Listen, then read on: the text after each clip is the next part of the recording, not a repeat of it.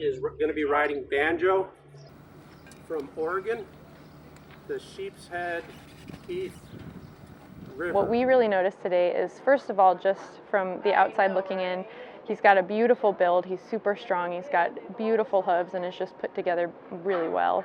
But the thing that really stood out for me was how gentle and receptive he was to his trainer and to the people around him.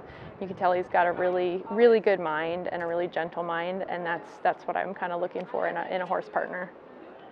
With many iconic and diverse animals to see, the Bureau of Land Management, Arizona's Wild Horse and Burro program recently held 3 successful events in Florence, Arizona, including one on May 10th.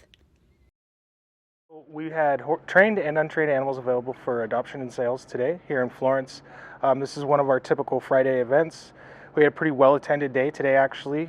We had about 20 people show up, which is pretty good for this time of year. We had 2 trained animals, which was 1 trained burro and 1 trained horse. Both of them were placed today, so they're going to their forever homes. Luckily, that horse is going to a really, really good home, a former student from the university that worked with me for a lot of years. So we had a good day overall.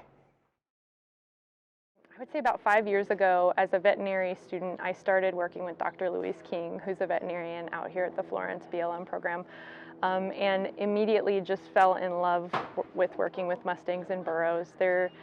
There's something kind of magical about them, and it just feels so special to get to work with them. So I immediately fell in love with working with them. I grew up with horses and donkeys, and so it was a very easy transition for me to start working out here.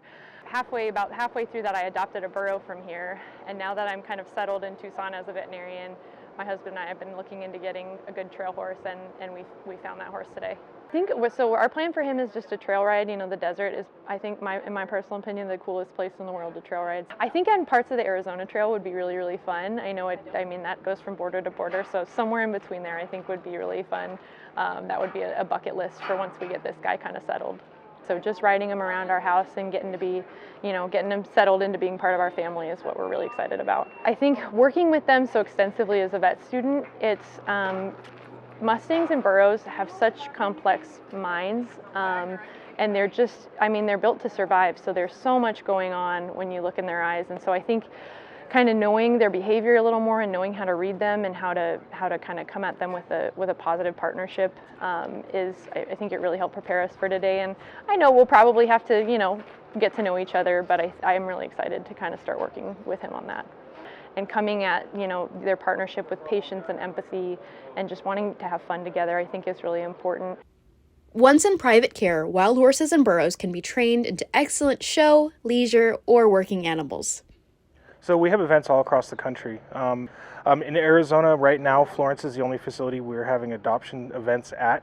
Hopefully later this summer we'll be doing some events on the road. We haven't decided where and when yet, but the best place to look is just on our webpage, because we try to keep that up to date for whenever people have any questions or want to know our next event. With even more events being planned, there will be other opportunities for you to give a good home to a wild horse or burro.